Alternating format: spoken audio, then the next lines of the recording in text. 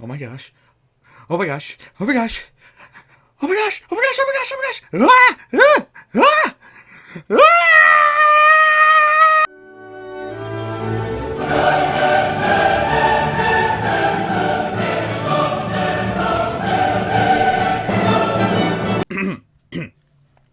I'm sorry for my emotional outburst earlier. That was completely unprofessional.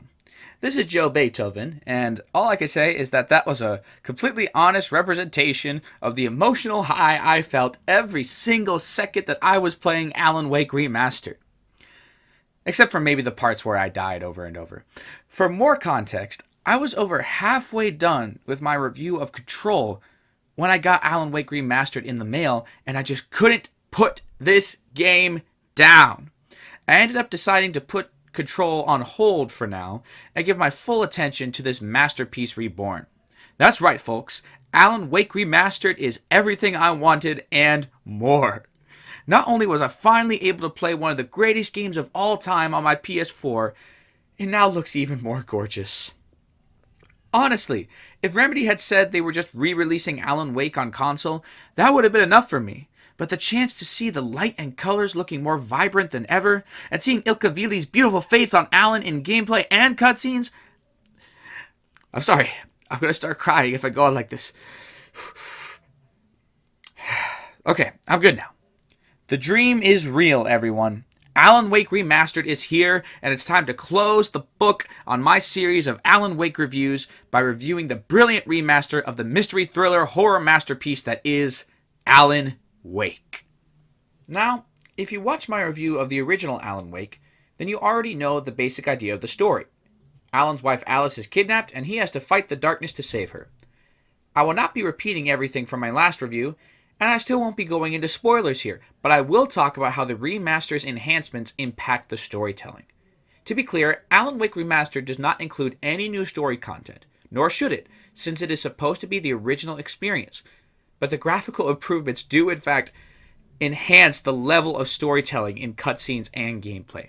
That's right, this remaster improves what was already a masterclass in storytelling technique. Facial animations are greatly improved. I mean, just look at the detail on Barry's double chin. You see greater emotions and reactions on each character, even incidental ones. The dark forests and rundown buildings you explore look even more beautiful and terrifying than before. The improved lighting makes an even more effective environment for a horror story, and trust me, this game scared me back before it was remastered, so I know what I'm talking about. As I was playing the game, I captured way more footage than I needed because I just wanted to film every beautiful thing that I saw. This review covers just the smallest fraction of how much of this game I captured. And of course, the biggest change comes from Alan himself. Up to this point, Ilkavili has only provided the face of Alan in incidental TV screens and the occasional live-action cutscene in American Nightmare. Now, Alan gets to look like Ilka throughout his adventure, which drastically improves on the game's narrative consistency. Plus, look at this man's face! How could you not want to look at that for 10 to 12 hours? It may not be the biggest graphical overhaul of all time, but it doesn't have to be. Alan Wake Remastered is the original adventure looking better than ever, and that's exactly what I wanted. However, there are a few graphical issues which I don't recall being in the original game.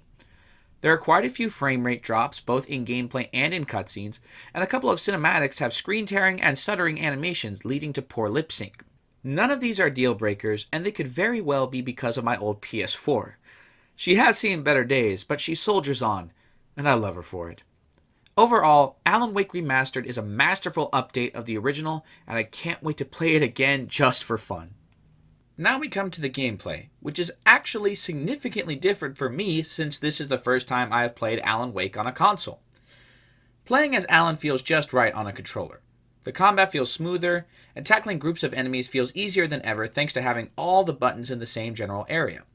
I had way fewer dodge errors because I didn't have to stretch my pinky to the shift key.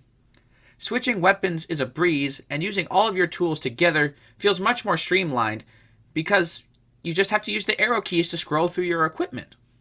The guns have a great feel, though I do wish shooting gave the controller a bit more of a kick.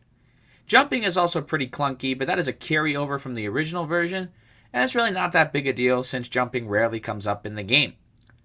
This might be my imagination, but it seems like your batteries run out of charge faster than before, which leads to even more tense combat encounters, which I love. If you loved Alan Wake's combat before, you will have the exact same experience here, but improved. If you have never played Alan Wake before, then I think there is no better way to experience its flashlight gun combination combat than on a modern console. So what's the verdict? If Alan Wake was already a masterpiece, then how could anything improve upon it? Well, Alan Wake Remastered did exactly that. If Alan Wake is a 10, then Alan Wake Remastered is a 10.5. This was everything I wanted and so much more. Alan Wake Remastered is a dream come true for me, and all we could do now is hope and pray for a remaster of Alan Wake's American Nightmare before the release of Alan Wake 2. I urge you to grab Alan Wake Remastered and enjoy this terrifying and epic adventure ASAP. You will not be disappointed. Alright, that was video review number 3, and I'm still plugging away. This closes the book on Alan Wake reviews for the foreseeable future, though I hope to return with Alan whenever Remedy sees fit to continue his adventure. Next, I will finish my review of Control, which is almost done, so be on the lookout for that very soon. Also, I am considering doing reviews for the Max Payne games to kind of close out my series of Remedy reviews.